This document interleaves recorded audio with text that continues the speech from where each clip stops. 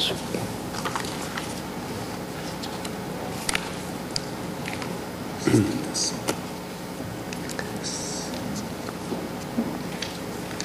Feito com sustentação oral. Ação penal 396 de Rondônia, agora relatora a ministra Carmen Lúcia, revisor o ministro Dias Toffoli. Réu é Nathan Donadon. Vocês estão com a palavra. Senhor presidente, eu trago uma questão de ordem no feito. Esta ação penal contra Vossa Excelência acaba de fazer a referência a Nathan Donadon. Entretanto, o advogado do réu, Bruno Rodrigues, e o próprio réu Nathan Donadon apresentaram petições 61.557, 61.573, ontem, 27 de outubro, a primeira às 17h42, a segunda às 18h19, na qual informam que o réu Nathan Donadon, aspas, apresentou na data de hoje, 27/10/2010, perante a Câmara dos Deputados, manifestação formal de renúncia ao mandato.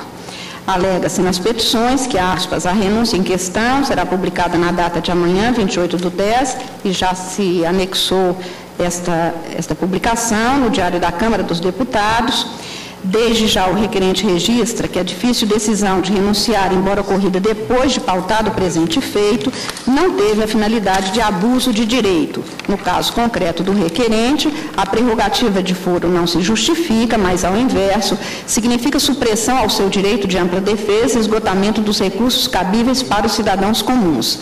Não é razoável que o requerente seja julgado em instância única pelo Supremo Tribunal Federal, quando se sabe que dificilmente ocupará um novo mandato e que em 3 meses voltará à condição de cidadão comum. Portanto, na hipótese em apreço, a prerrogativa deixou de ser privilégio, configurando para o requerente supressão de todas as instâncias, com prejuízo ao direito de ampla defesa. O requerente alega ainda que ele, aspas, até o momento não há definição sobre a aplicação ou não da lei de ficha limpa, que ele concorreu ao pleito eleitoral em 2010, aspas, no entanto, seu registro de candidatura foi indeferido, já que possui 2 condenações proferidas por órgãos colegiados, pelo mesmo fato, decorrentes de uma ação civil pública e uma ação penal, e que referidos processos que resultaram na perda dos seus direitos políticos encontram-se em fase final, próximos ao trânsito em julgado. E que, por isso, ele, então, pede que seja julgado que nesta ação se reconheça, aspas, a perda superveniente de competência deste Supremo Tribunal para conhecer e julgar o presente processo. Eu estou trazendo a matéria em questão de ordem, exclusivamente no que concerne a persistência da competência deste Supremo para prosseguir no julgamento da presente ação penal, cujo prazo prescricional terá o seu termo no próximo dia 4 de novembro, como de conhecimento do próprio réu, realçando que houve efetivamente a publicação da renúncia no Diário da Câmara dos Deputados, nesta data, 28/10, e ainda que, pelos dados do Tribunal Superior Eleitoral, o réu teria sido eleito, ainda que com as pendências que ele mesmo põe nas suas petições. E este é o relatório da questão de ordem, senhor presidente. Presidente, essa questão de ordem trata, portanto, da subsistência ou não da competência constitucional deste Supremo Tribunal para apreciar e julgar réu no dia seguinte ao da apresentação de ato de renúncia à Câmara, que foi feita por ele, à presidência da Câmara dos Deputados. Mais especificamente, é de se saber se a renúncia do réu a mandato parlamentar na véspera de julgamento da presente ação penal caça a competência deste Supremo Tribunal para prosseguir no processamento penal em curso e no momento da sessão final de julgamento. Em caso análogo ao presente, também apreciado por este Supremo Tribunal, votei vencida, tendo prevalecido a inteligência da maioria no sentido de que não seria possível julgamento de parlamentar que não mais detivesse a titularidade de mandato na data designada para o julgamento em plenário. esta decisão proferida no julgamento da questão de ordem na ação penal número 333, de 5 de dezembro de 2007, da qual foi relator o eminente ministro Joaquim Barbosa, aspas, ação penal, questões de ordem, crime doloso contra a vida imputada parlamentar federal, competência do Supremo Tribunal Federal versus competência do Tribunal do Júri, norma constitucional especial, prevalência e renúncia ao mandato, abuso de direito não reconhecimento, extinção da competência do Supremo Tribunal para julgamento, remessa dos autos ao juízo de primeira instância. Realço, entretanto, presidente, que tanto os argumentos jurídicos trazidos pelo réu para fundamentar a declinação da competência deste Supremo Tribunal, quanto os respeitáveis votos que foram proferidos no sentido de que não haveria mais aquele julgamento por este tribunal, não alteram a competência devida desta relatoria de analisar e decidir livremente, segundo seu convencimento, e trazer aos eminentes pares, quanto à função de julgar, porque é no exame do caso concreto que se afirma a aplicação da Constituição e da lei. Não ignoro, portanto, os julgados do Supremo, mas apenas estou trazendo algumas ponderações sobre a espécie versada nos autos. Digo uma palavra sobre a renúncia ao cargo de deputado federal e seus efeitos sobre o julgamento nesta ação penal. Estou trazendo o que disse já em outras ocasiões sobre a renúncia. A renúncia à vontade, neste caso, é lícita para ele, traz consequências, evidentemente. O ministro Evandro Lins e Silva, quando houve, na iminência de um julgamento de uma ação, exatamente no momento em que se iniciava o julgamento, afirmou que, aspas, os crimes não se evaporam com a renúncia ou a extinção do mandato. Com a renúncia, naquele caso era o Senado, não perdeu a competência para prosseguir no julgamento do acusado, ao contrário, teve-a prorrogada. Renúncia de mandato pode ser ato legítimo, mas não se presta a ser subterfúgio para se deslocar em competências constitucionalmente definidas e que não podem ser objeto de escolha pessoal, menos ainda ato de vontade válida a impedir o julgamento em tempo, a absolvição ou a condenação e, se for o caso, a fixação de penas. No caso em pauta, o abandono do mandato pode se dar na espécie, afastando o réu do cargo que ocupava, mas daí a subtrair-se ele ao julgamento é uma forma que me parece, com as devidas vênias dos que pensam em sentido contrário, de fraude processual inaceitável, que frustraria até mesmo as regras constitucionais e não apenas as de competência, como se vê no artigo 55, inciso 6 da Constituição. Os efeitos da renúncia somente se entendem com que seja legítimo no sistema, como forma de desincumbir-se o renunciante do encargo, mas não como mecanismo de se subtrair ele de débitos que tenha, tanto com a administração pública ou com a sociedade.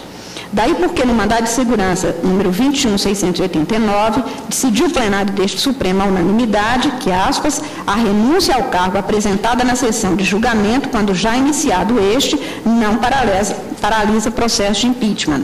Os princípios constitucionais da impessoalidade e da moralidade administrativa impõem decisão diferente. A analogia feita ao que se sedimentado por este Supremo Tribunal quanto aos crimes de responsabilidade dos agentes políticos tem que não seria razoável se romper a igualdade de tratamento, permitindo que a ação pudesse deixar de ser julgada pelo órgão competente, que no caso até aqui foi considerado exatamente o Supremo Tribunal, às vésperas da sessão de sua apreciação, mediante renúncia do mandatário que nesta ação comparece como réu. Enfatizo que a data da renúncia apresentada pelo réu foi 27 de outubro de 2010, exatamente à véspera deste julgamento. Não é difícil afirmar os motivos e os fins a que se destinou o ato, e não há de se desconhecê-los para reconhecer, de um lado, a legitimidade da renúncia para alguns efeitos, e, de outro, a ausência de efeitos válidos e legítimos para frustrar a ação jurisdicional do Estado e tornar este Supremo Tribunal e a própria sociedade refém de voluntarismo do interessado em não se submeter a julgamento. Tais elementos, motivos e fins, compõem os atos jurídicos, expondo-se eles à análise de sua validade constitucional. A legitimidade dos motivos e dos fins é que distingue entre os atos legítimos e os ilegítimos, os aceitos no sistema jurídico ou não, do que decorre que comportamentos formalmente iguais poderiam produzir efeitos distintos pela sua compatibilidade ou não com o ordenamento jurídico. e é o exame dos motivos e dos fins que levam à conclusão quanto aos efeitos da renúncia do réu ao cargo de deputado federal, ocorrida na data de ontem e comunicada a este Supremo, como eu disse, após as 18 horas, que põe em causa motivos e fins variados para que sejam examinados quanto à sua validade. No caso concreto, parecem-me manifestos que os motivos e fins são os que dão conta da insubmissão ao julgamento neste Supremo Tribunal Federal do réu a se iniciar no momento mesmo em que praticamente estávamos a nos reunir para levar a efeito a sessão em que esse julgamento se daria ou se dará. É o próprio réu que o confessa em sua petição. O processo estendeu-se por muitos anos neste Supremo Tribunal. Em todo este período, o réu titularizou o cargo eletivo que o fazia submeter-se exatamente à jurisdição do Supremo. Nunca se pronunciou sobre a possibilidade de esquivar-se de eleição ou de abandonar o parlamento para se submeter ao julgamento pelo juiz de primeiro grau. Portanto, não se há a considerar imprevisível a renúncia decidida e formalizada em data de ontem, à tarde, menos de 24 horas antes deste julgamento por este plenário. Por fim, os fins da renúncia não se incluem entre aqueles que, a meu ver, impediriam o prosseguimento do julgamento por este Supremo Tribunal, que seria ato legítimo pela decisão unilateral adotada, torna-se não exercício de direito, pela ilegitimidade, como eu disse, dos motivos e dos fins, mas abuso de direito, ao qual não dá guarida o sistema constitucional vigente. O direito, em sua realização normal e legítima, é uso; em sua realização anormal e ilegítima, abuso. Cuidando do tema, prelecionava José Olímpio de Castro, aspas, toda vez que, na ordem jurídica, o indivíduo, no exercício de seu direito subjetivo, excede os limites impostos pelo direito positivo, aí compreendidos não só o texto legal, mas também as normas éticas que coexistem em todo o sistema jurídico, toda vez que o indivíduo, no exercício do seu direito subjetivo, o realiza de forma contrária à finalidade social, verifica-se o abuso do direito. Isso está em Abuso de Direito no Processo Civil, da Forense, na página 21. E cita aquele autor que pode haver abuso de direito mesmo sem a intenção de prejudicar. O ato é lícito ou ilícito, conforme se realiza ou não de acordo ou em harmonia com a finalidade do instituto jurídico. E dentre as formas de abuso de poder citados pelo eminente professor José Olímpio, está a fraude, que consiste, aspas, em atos reais, queridos e realizados efetivamente, mas combinados de tal maneira que, ainda sendo lícitos em si, permitem burlar a lei e fazê-la produzir efeitos contrários a seu espírito e a seu fim, fecho aspas. No mesmo sentido, acentua Josserran que, aspas, na maioria dos casos, o autor do ato fraudulento não se propõe a causar prejuízo a outrem. Seu objetivo, essencialmente único, é a salvaguarda de interesses pessoais. Quer obter um benefício ilícito, escapar ao cumprimento de uma obrigação que normalmente lhe incumbe, por exemplo, enganando a administração, frustrando a vigilância do Estado. No mesmo sentido, outros autores, e continuo, presidente. Na espécie em pauta, o que se tem é uma prática que, conquanto formalizada validamente, abriga pretensões incompatíveis com os princípios e as regras constitucionais, porque excluem a apreciação da regra de competência deste Supremo Tribunal. É de Oswaldo Aranha Bandeira de Mello a lição segundo a qual, aspas, o abuso de direito compreende todas as hipóteses de exercício de direito em que seu titular excede os limites morais mínimos que o fundamentam, os princípios que informam a categoria jurídica de que participa, contrariando o interesse social que a norma jurídica teve em mira ao qualificar esses tipos de situações jurídicas em que se verifica seu exercício de maneira anormal, além do razoável, segundo a concepção objetiva de justiça, de proporcionalidade admissível entre o poder jurídico do titular de direito e do terceiro a ele vinculado, fecho aspas. Não é diferente dessa explanação que se contém na espécie sob exame. O réu apresentou a sua renúncia na véspera do início desta sessão de julgamento, depois de uma tramitação de 14 anos do processo, razão pela qual não o tenho como ato válido para os fins de obstar o exercício do dever do Supremo Tribunal de desempenhar a competência que lhe é constitucionalmente conferida. A renúncia ao cargo público, mais ainda em se cuidando de recurso adotado para dificultar ou até mesmo impedir um julgamento de ação penal, não haverá de servir a fins contrários ao dever que cada um tem de se submeter ao julgamento pelos seus atos na forma constitucional ou legalmente fixada. Daí o disposto no artigo 55, parágrafo 4º da Constituição, segundo o qual, aspas, a renúncia de parlamentar submetida a processo que vise ou possa levar à perda de mandato, nos termos desse artigo, terá seus efeitos suspensos até as deliberações finais de que tratam os parágrafos 2º e 3º, fecho aspas. Aquele dispositivo que foi introduzido no sistema pela revisão de 1993, conjuga-se com a finalidade de moralizar o comportamento do parlamentar, impedindo a adoção de providência do interessado para se livrar de qualquer processos, incluídos, mas não apenas, aqueles em curso na casa que integra o renunciante. Aquela norma, portanto, é também de ser lembrada como informa, entre outros, José Afonso da Silva, aspas, a lógica na interpretação da norma aponta para qualquer processo investigatório de órgão que apure faltas ou situações das enumeradas nos incisos do artigo 5º suscetíveis de levar à perda de mandato, fecho aspas.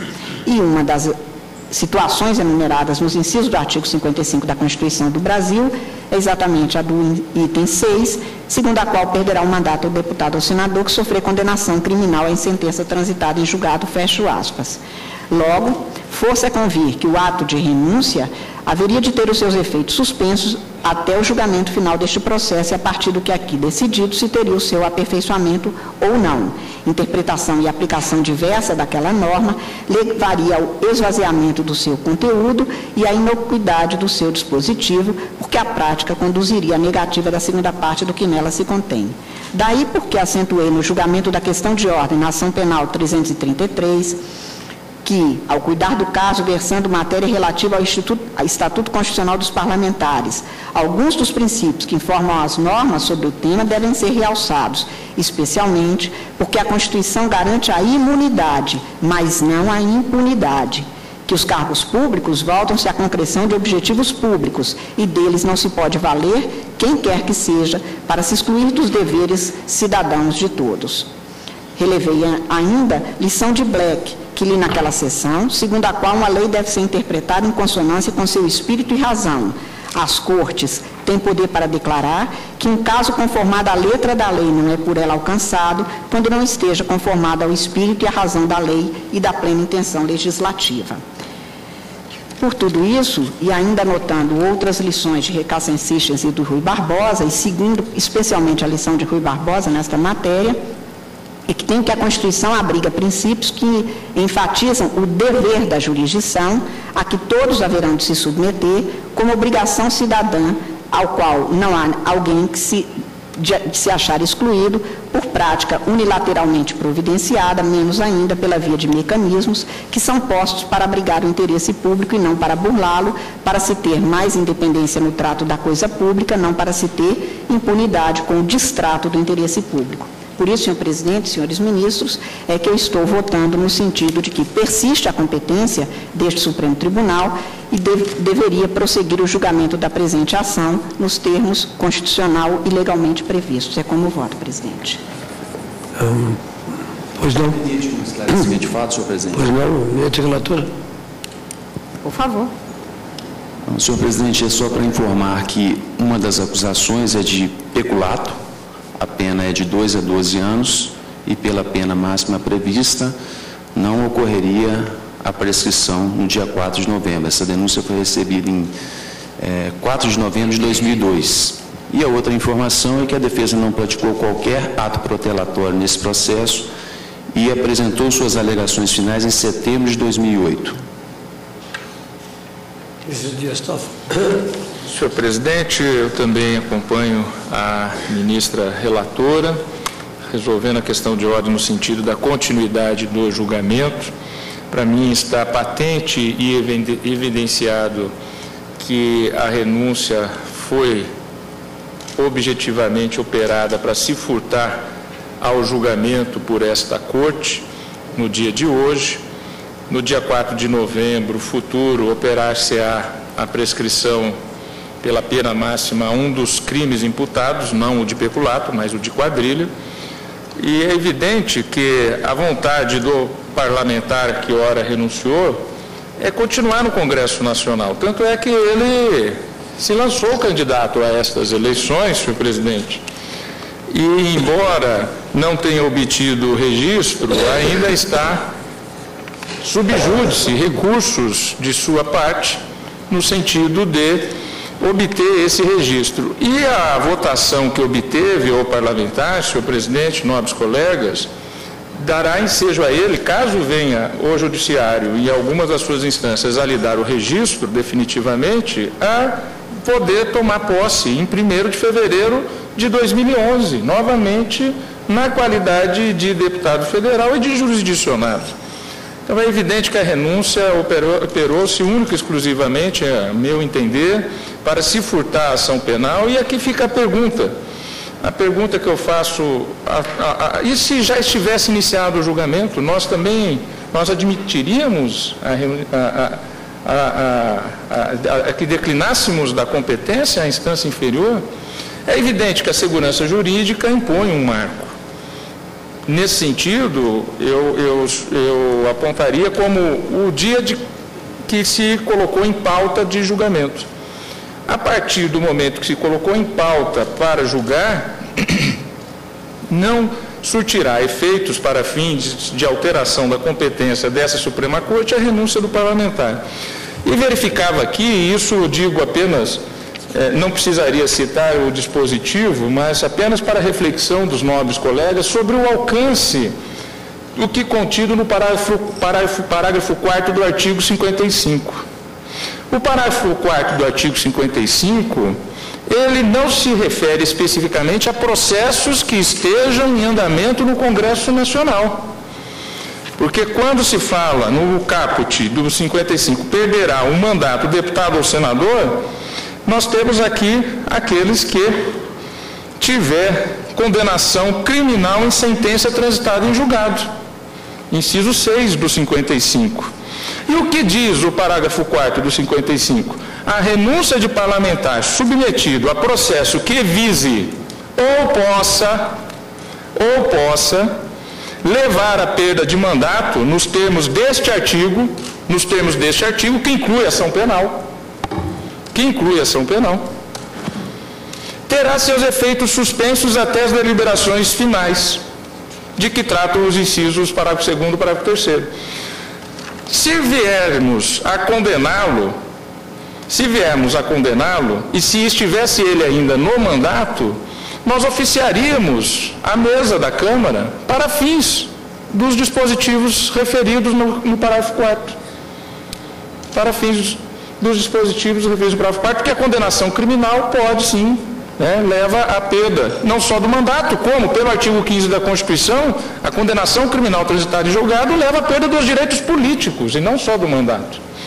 Por todas essas razões, senhor presidente, e também por minha convicção pessoal que eu tenho em relação, e já tive a oportunidade de me manifestar a Lures a respeito disso, eu sou um defensor do foro por prerrogativa de função, eu não vejo nisso nenhum privilégio, pelo contrário, é uma necessidade da República de trazer a essa Suprema Corte os julgamentos de causas que se referem a determinados dignatários, exatamente para que a mais alta corte, que é a maior corte de justiça do país, tenha a maior liberdade possível para fazer esses julgamentos. E aquilo que a imprensa por muito tempo criticou, que o Supremo Tribunal Federal não condenava, isso tem que se verificar que isso era na época anterior à emenda 35, que naquela oportunidade, até o ano de 2001, os processos ficavam represados, porque aquele que se elegia com a diplomação passava a ter a imunidade parlamentar e não podia ser processado criminalmente. A partir do momento que houve a alteração constitucional e que os processos começaram a tramitar, nós temos verificado, senhor presidente, nobres colegas, que a Corte tem julgado. E a Corte já vem, inclusive, condenando os parlamentares. O que está levando exatamente esses parlamentares a preferir fugir ao julgamento do foro por prerrogativa de função, através de renúncias, para ir buscar o julgamento nas instâncias inferiores e lá operar os vários e inúmeros recursos possíveis, para assim, com a tramitação mais alongada do processo, aí sim, porque terá várias instâncias até a instância final, tentar obter a prescrição da pena ou a prescrição da pretensão executiva da pena, caso condenado. Por todas essas razões e por entender que cabe a essa Corte julgar aqueles que têm foro de prerrogativa de função, senhor presidente, eu me manifesto favorável à questão de ordem, mas fixando para o caso como sinalização que a renúncia operada após colocada em pauta, ela não surtiria efeitos. Solução por ocasião da ação penal 333. Mas, refletindo bem, nós temos tanta dificuldade para instruir esses processos. Eles tramitam aqui durante tantos anos. Aí eu me pergunto, é razoável esperar até o processo ser pautado para se considerar impossível a renúncia? Eu proporia uma outra solução. Pois não. Após o fim da instrução. Após o fim da instrução. Fim da instrução. Eu adiro a proposta. Processo concluso para o relator, faltando apenas a elaboração do voto, sobrevindo a renúncia, permanece, prorroga-se a competência do tribunal. Bom, de qualquer maneira, vocês estão antecipando o voto, que eu estou conhecendo a competência. Claro, E eu adiro a sugestão do eminente ministro Joaquim Barbosa. Ministro Ricardo Lewandowski. Senhor presidente, no caso Cunha Lima, eu me manifestei contrariamente a essa tese, por entender que a competência do Supremo Tribunal Federal, fixada na Constituição, tem caráter absoluto, e quando o parlamentar, no caso, perde essa condição, ele deixa de gozar do chamado foro privilegiado. Mas neste caso específico, considerando as peculiaridades que ele encerra e verificando que o acusado pretende furtar-se a aplicação da lei penal e pretende obter o benefício que a lei processual penal prescreve pelo decurso do prazo, que é exatamente a prescrição, eu entendo que esta renúncia se opera em fraude à lei claramente. Portanto, neste caso concreto, e sem me comprometer com qualquer tese, por enquanto, eu acompanho a relatora e o eminente revisor no sentido de considerar a Suprema Corte competente para julgar este caso. Ministro Aires Brito. Também eu, senhor presidente, acompanho a relatora no sentido, é questão de ordem, né? De resolver a questão de ordem, dando pela Sobre a competência. Competência do Supremo. A figura do abuso de direito não é indiferente à Constituição. A previsão expressa, pelo menos em duas passagens, de abuso de direito, parágrafo 1º do artigo 54 e parágrafo 1º do artigo 9º, um abuso de direito que redunda na fraude à lei, como disse Sua Excelência, porque o objetivo maior do renunciante é obter a prescrição da pretensão punitiva do Estado, e sem falar no que advertia o Piano, estava procurando o ministro Celso aqui, que viveu entre 150 anos e 228 anos depois de Cristo. Foi o Piano quem melhor cunhou aquela regra de direito natural e, portanto, universalmente consagrada, segundo a qual não se pode tirar proveito da própria torpeza ou da própria esperteza. O mesmo Piano, que também cunhou magnificamente a definição de justiça enquanto valor objetivo, viver honestamente, não lesar a ninguém, dar a cada um o que é seu. Por isso, senhor presidente, eu acompanho a relatora. Ministro Gilmar Mendes. Presidente, essa questão faz resgate de todo o debate que levou à revogação da súmula, que consagrava a perpetuatio jurisdictionis, quando houvesse a perda do mandato. Nós sabemos que a revogação da súmula se deu em um momento, o ministro Toffoli já feriu esse tema, em que o modelo desenhado no texto constitucional permitia um estado de letargia processual, de inércia processual. Não havia como dar dinâmica ao processo criminal antes de se obter a licença. Isto foi mudado em 2001, fazia parte do projeto de reforma do então candidato à presidência da Câmara, e depois foi implementado Aécio Neves, e desde então nós temos um outro quadro. Depois houve uma questão de ordem e o tribunal entendeu que, inclusive, aqueles casos em que havia sido negada a licença, agora teriam uma retomada com o novo quadro institucional. Entendeu-se, portanto, que agora o tribunal poderia instaurar os processos sem mais necessidade de se ater àquela ideia da licença. Há manifestações, claro, que nos pertence nesse sentido. E depois temos visto a mudança no funcionamento do próprio tribunal, agora, inclusive, com o novo modelo de instrução previsto na lei, a possibilidade de juiz federal ou estadual atuar nos processos, emprestando um outro quadro de celeridade também no âmbito dos processos que tramitam aqui e, eventualmente, no Superior Tribunal de Justiça. E, recentemente, inclusive, no meu gabinete se verificou uma situação idêntica, ainda na fase de instrução, designadas a oitiva de testemunhas num dado processo de alguém que era deputado, era deputado federal e candidato ao governo de um estado. Houve a renúncia no dia anterior à realização dessas audiências. Portanto, essa prática está se tornando comum e muitas vezes afetando a própria instrução, de modo que acredito que temos que realmente encontrar uma solução.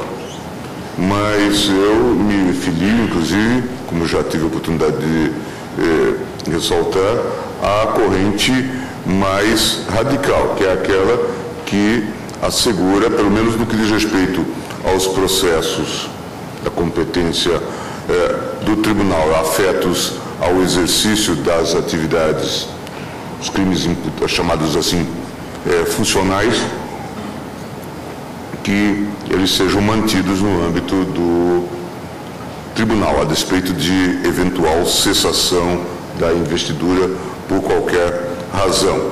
Veja que a mudança certamente pode ocorrer de forma tópica ou de forma mais generalizada. A cessação da investidura pode se dar de várias formas. Se adotar um critério, por exemplo, o critério do fim da instrução ou da colocação em pauta, isto pode fazer um sentido do ponto de vista de economia processual. Agora mesmo nós vamos ter a renovação do Congresso Nacional.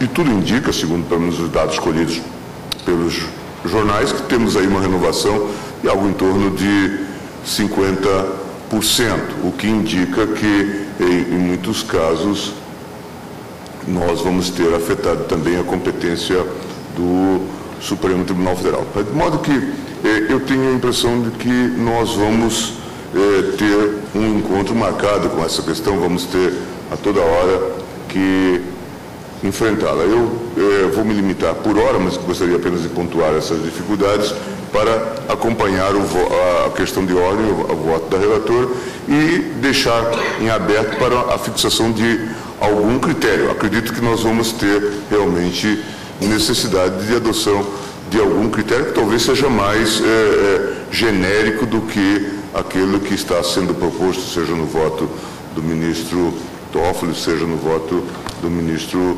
Joaquim Barbosa. Vamos, portanto, aguardar para que tenhamos talvez uma reflexão mais madura sobre o assunto. Parece notório o abuso, a tentativa de frustração. No caso, a relatora demonstrou que, inclusive, verificada a renúncia e a perda da nossa competência, restará implementada a prescrição, o que realmente leva à frustração completa da jurisdição criminal, né, da justiça criminal. Me parece que tem que haver mecanismos antídotos contra esse tipo de prática. É fundamental que haja, portanto, e nisto o modelo difere claramente, como já disse o ministro Lewandowski, do caso anterior, né, o precedente Cunha Lima, no qual havia possibilidade de se fazer a justiça criminal no âmbito do Tribunal do Júri, tal como se evocava. De modo que, com essas considerações e considerando que nós vamos ter que encontrar uma saída, até porque, diante da dinâmica que hoje os processos criminais estão assumindo entre nós, a cada vez mais se torna frequente o uso dessa prática. Então, com essas considerações, eu acompanho a sugestão, a recomendação trazida no voto na questão de ordem trazida pela ministra Carmen Lúcia. Presidente, também eu acompanho a proposta da ministra relatora, levando em consideração que o tribunal não pode admitir essa manipulação de instâncias para obter efeito de prescrição de pelo menos um dos delitos que está sendo imputado. Portanto, o uso nestas circunstâncias do direito que tem o parlamentar de renunciar, ele configura, na verdade, um abuso desse direito. As circunstâncias muito peculiares do caso, que foram retratadas pela eminente relatora, nos levam a esta situação de perplexidade. Alguém que hoje está perante o foro do Supremo Tribunal Federal, renuncia para encaminhar-se às primeiras instâncias, mas com uma eleição já garantida para o próximo ano, possivelmente, está sob júdice, mas, enfim, já se submeteu novamente, poderá, portanto, retornar ao Congresso Nacional, retornando, portanto, à nossa jurisdição. De modo que a solução encontrada pela eminente relatora, para este caso, eu acompanho sem qualquer dúvida. Deixo em aberto a solução, enfim, os parâmetros a serem fixados no futuro. Isso, Marcora. Presidente, limito-me à questão instrumental que está consubstanciada na colocação da ministra Carmen Lúcia. E não posso, evidentemente, potencializar a ação penal para posteriormente voltar a ela. A competência do tribunal há de ser apreciada em primeiro lugar. E constato que, pouco a pouco, a renúncia vem merecendo a excomunhão maior. E receio que, dentro em pouco, não se tenha mais esse instituto no cenário jurídico. O que é fato e precisa ser considerado pela Corte, o móvel da prerrogativa de ser julgado pelo Supremo, e não sei se há realmente uma prerrogativa, porque o direito de defesa ante atacada única no pronunciamento, no crivo, acaba por prejudicar o próprio detentor dessa chamada prerrogativa, já não existe. E já não existe porque o réu desta ação penal não integra mais o Congresso Nacional. E sabemos nós que a competência do Supremo é uma competência de direito estrito, é o que se contém na Carta da República e nada mais. Poderíamos ter, presidente, o obstáculo do parágrafo 4º quanto à eficácia da renúncia, ato de vontade, que surte efeitos fora essa situação jurídica contemplada no parágrafo 4º do artigo 55 de imediato, né? Poderíamos ter a incidência do parágrafo 4º.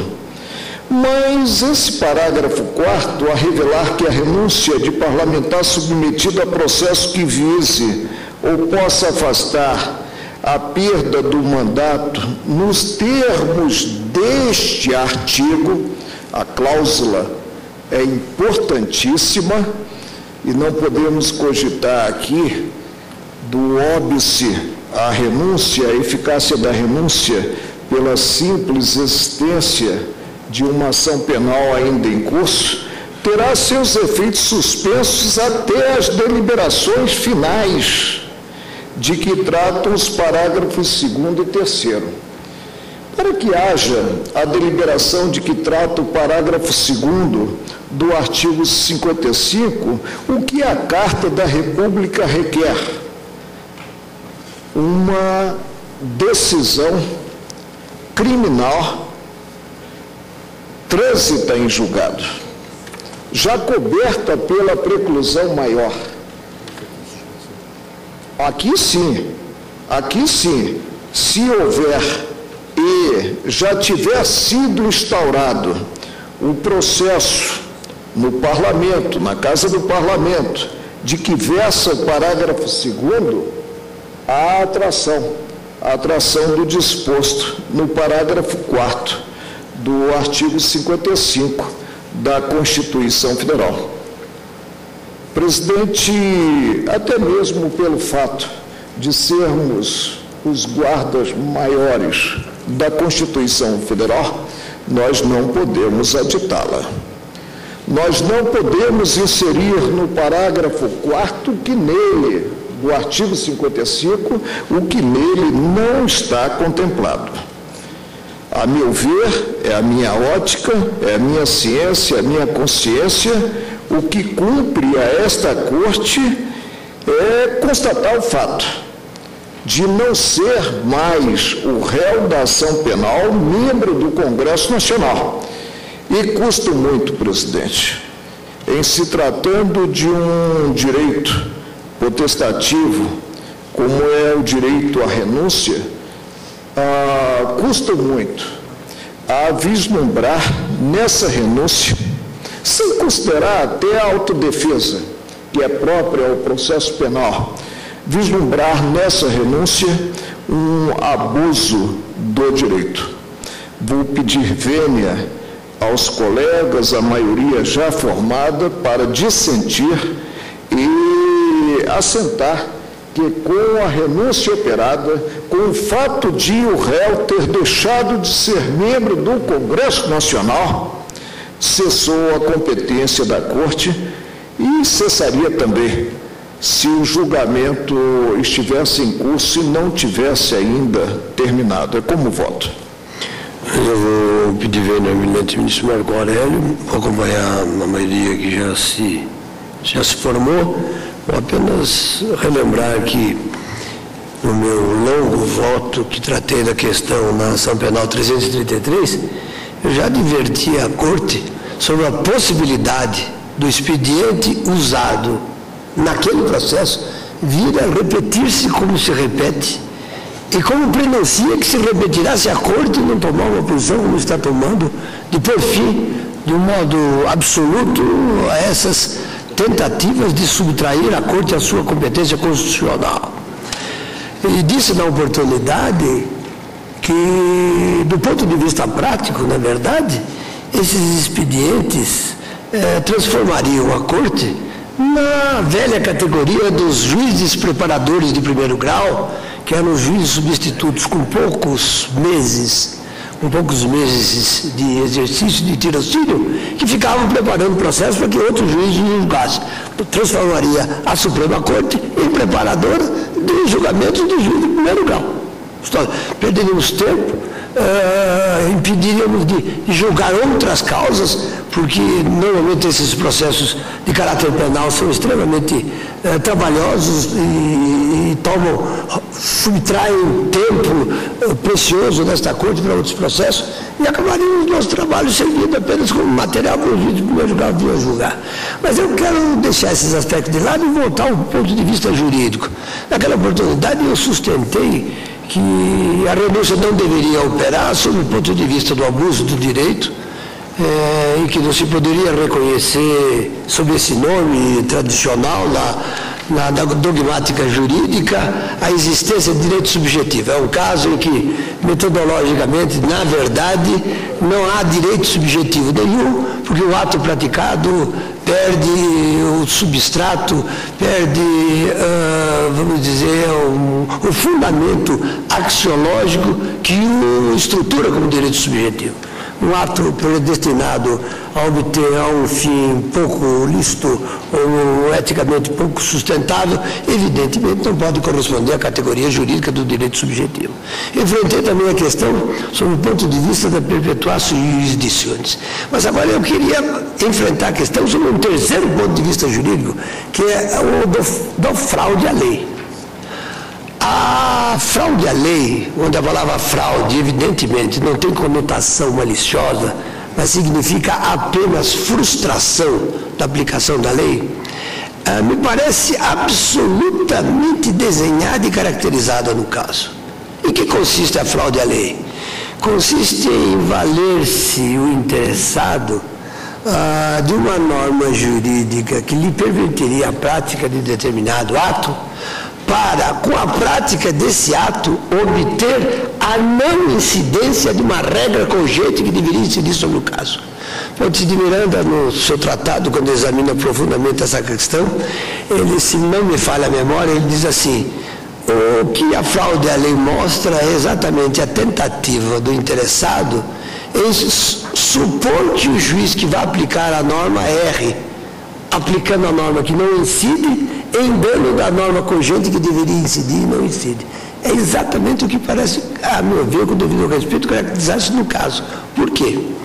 Porque, valendo-se da categoria permitida da prática de renúncia, porque a norma jurídica que permite a renúncia, o que se pretende, na verdade, não é tanto obter o efeito típico da renúncia, mas é evitar a incidência da norma cogente de caráter penal que incidiria em caso de condenação mediante a ocorrência de prescrição. Em outras palavras, se pratica um acto aparentemente lícito para obter o que? A não aplicação, a não incidência de uma norma cogente, no caso de caráter penal, pela interposição da consumação da prescrição.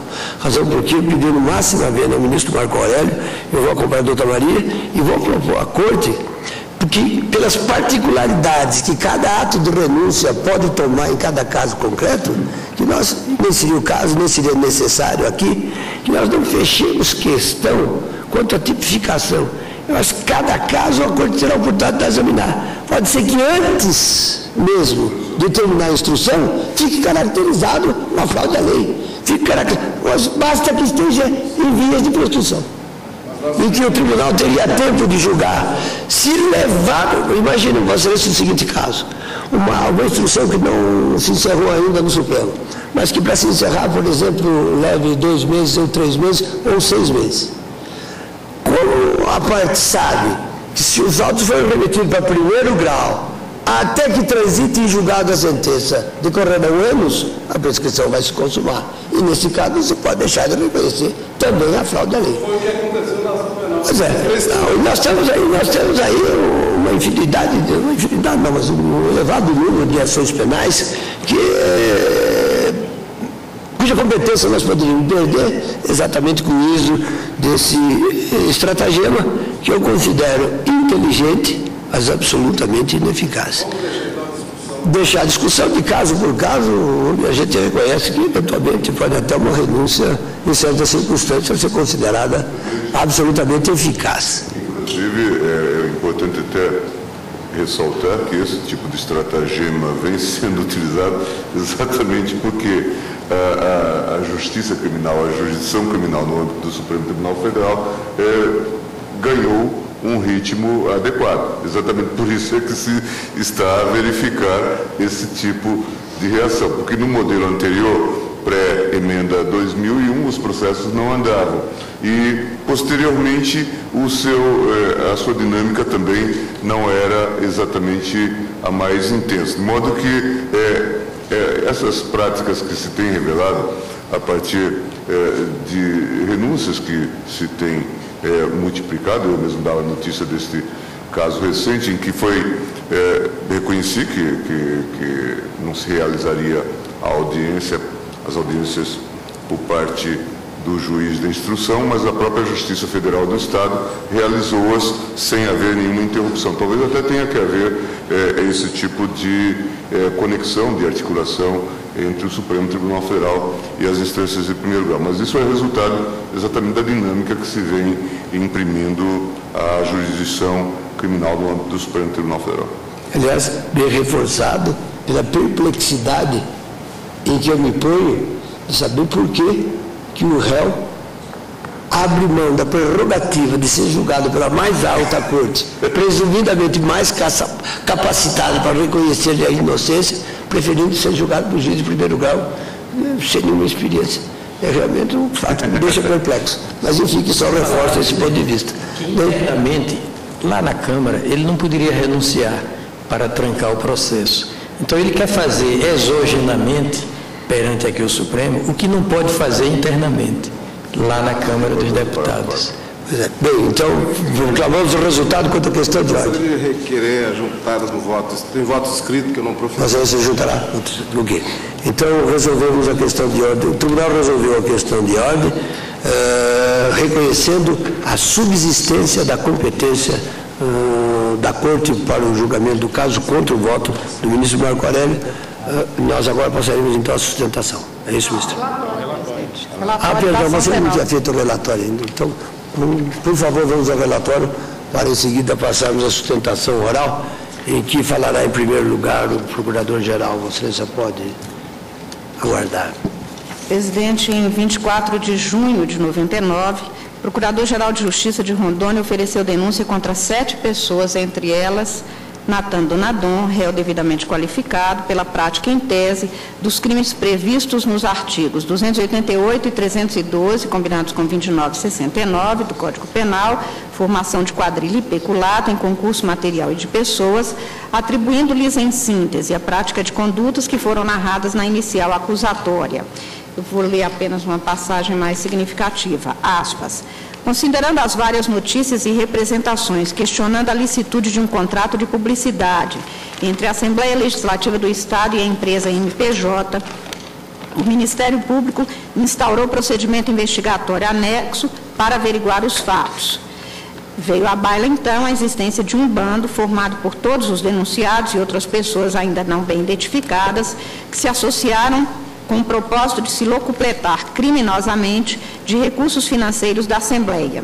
A quadrilha era capitaneada pelo então presidente desse poder, deputado Marcos Antônio Donadon, e por Mário Calixto Filho, empresário de comunicação nesse estado de Rondônia, notabilizado por suas incursões contra o erário, que por isso responde a 3 ações penais por peculato, folhas tais.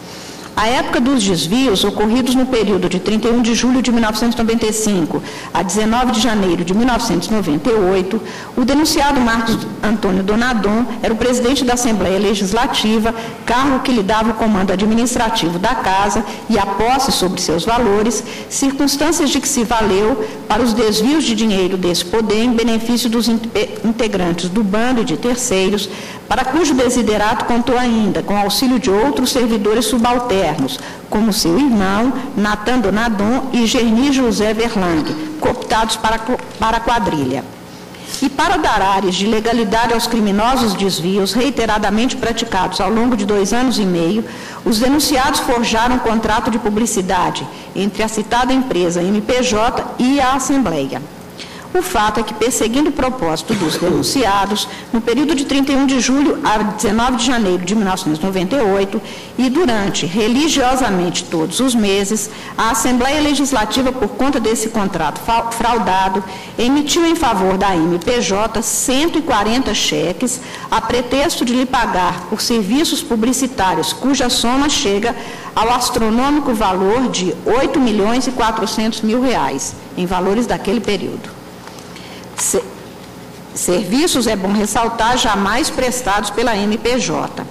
Esse é o valor dos vários desvios praticados reiteradamente pelos denunciados nesses 2 anos e meio. Esses cheques da Assembleia, nominais à MPJ, estão todos indicados na relação encaminhada por esse poder.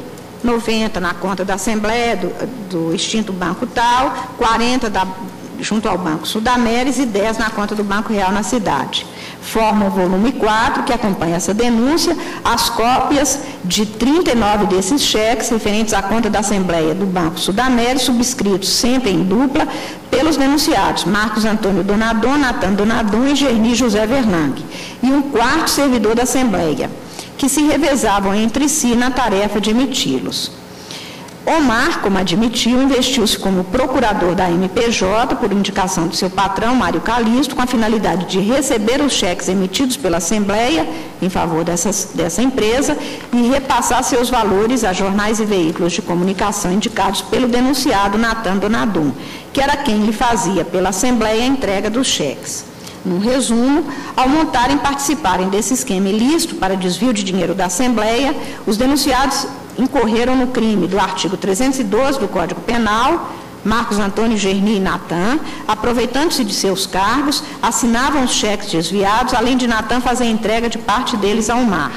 Mário Calisto Filho, com sua relevante participação de mentor ao lado de Marcos Antônio, envolveu-se diretamente atuando na montagem fraudulenta do referido procedimento de pré-qualificação através de suas empresas MPJ e Nortebras, além de ter se beneficiado diretamente recebendo cheques de altos valores desviados em seu nome e no de suas empresas.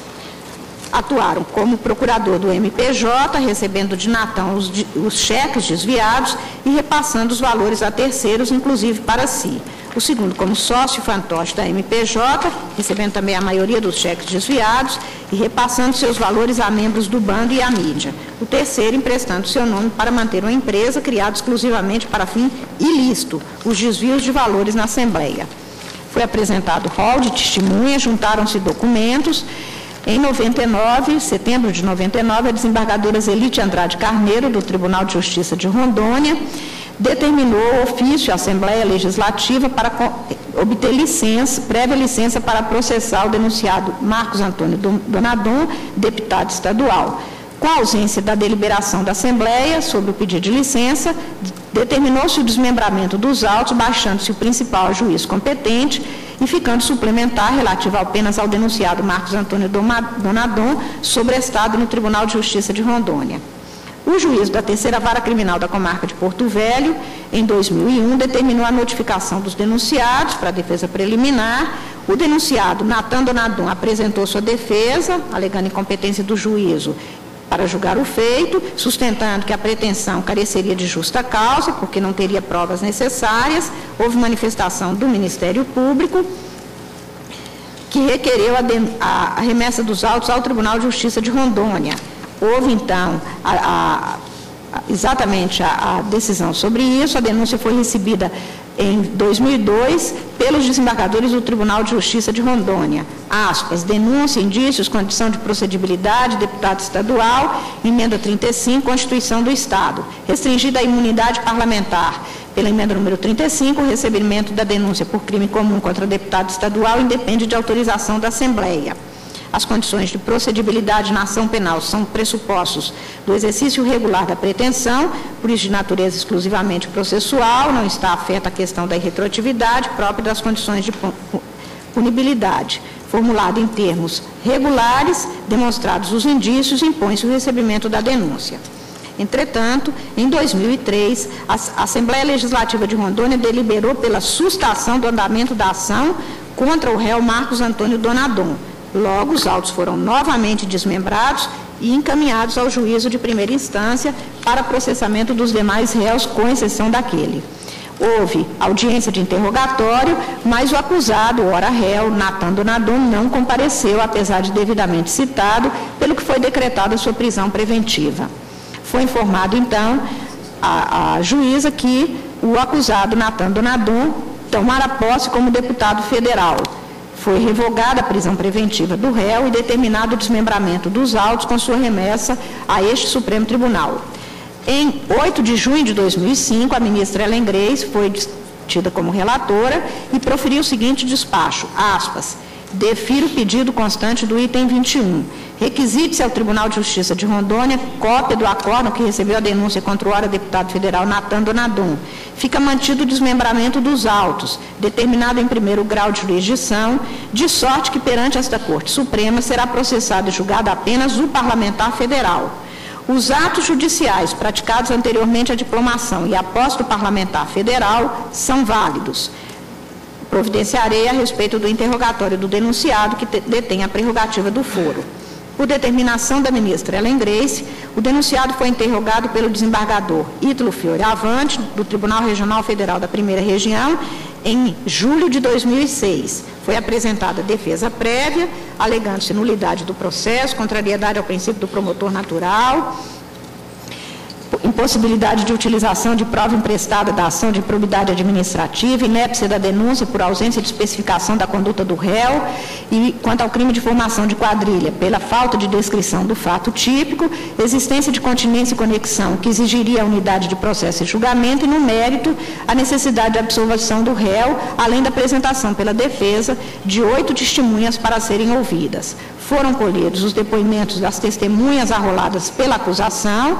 O Procurador-Geral da República desistiu de uma das testemunhas e todas as testemunhas arroladas pela defesa foram ouvidas. Euvandro Lacerda dos Santos, Sandro Silva Pinto, Gilson César Stefanes, Júlio César Silva, Jorge Alberto Muraro Tonel, José Natal Pimenta Jacob, Pivaldo Carneiro Gomes e Márcio Antônio Donadon Batista.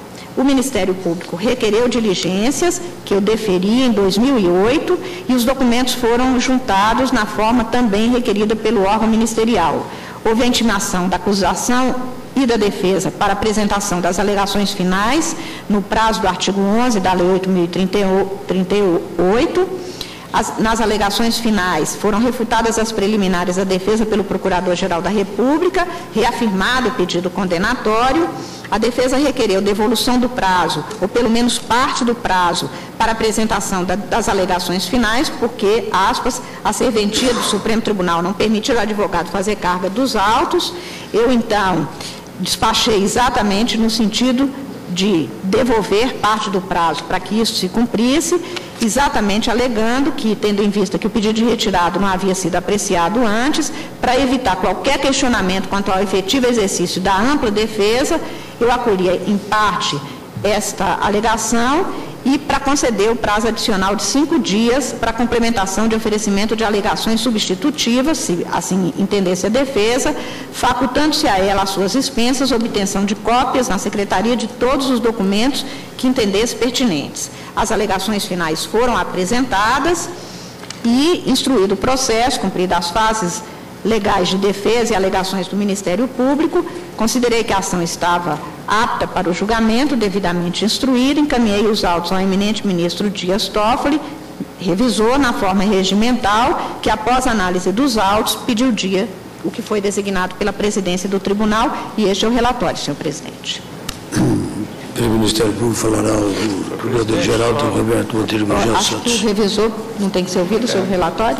Não, só para, na qualidade de revisor, subscrever, trago o relatório por escrito, mas subscrevo o relatório formulado e nada a adendar ao relatório formulado pelo eminente relator.